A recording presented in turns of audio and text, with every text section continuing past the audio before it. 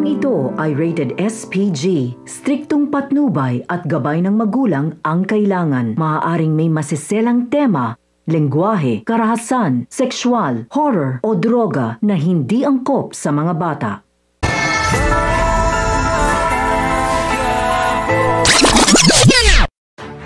Ang mga dapat nating abangan sa FPJ's Batang Quiapo.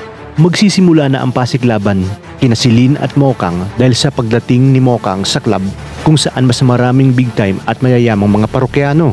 Tila malaking tinik sa lalamunan ni Celine si Mokang, kaya namang gagawin nito ang lahat para pumalpak at mapahiya si Mokang.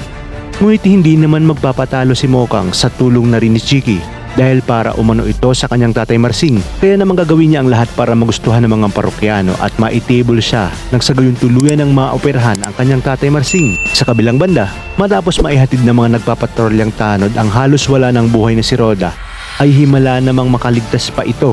Kung kaya't dito magsisimula ang investigasyon ng mga pulis tungkol sa nangyaring pangloloob sa bahay ni Roda at pagtatangka nga sa kanyang buhay.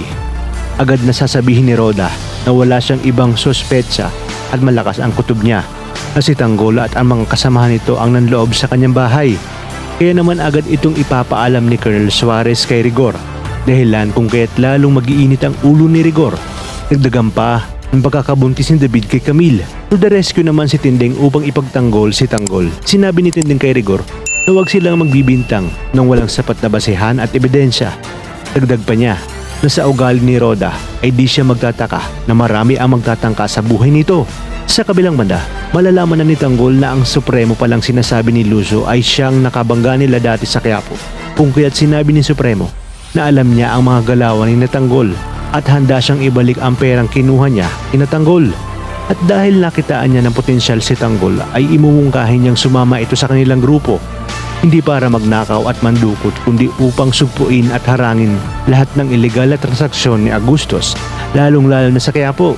Dagdag pa ni Supremo na pag nagpatuloy si Agustos ay paniguradong mas marami pang tao ang masisira ang buhay dahil sa droga. Sa inyong palagay, papayag kaya si Tanggol na makipagsanib pwersa sa grupo ni Supremo? Lalo pat alam niyang para sa kapakanan ng karamihan ang kanyang gagawin at para mahinto na rin ang ilegal na gawain ni Agustos. Kaya naman mga kapamilya, kapit lang dahil marami pa tayong dapat abangan. Dito lang sa bagong tinututukan ng sambayanan, ang FPJ's Batang Quiapo.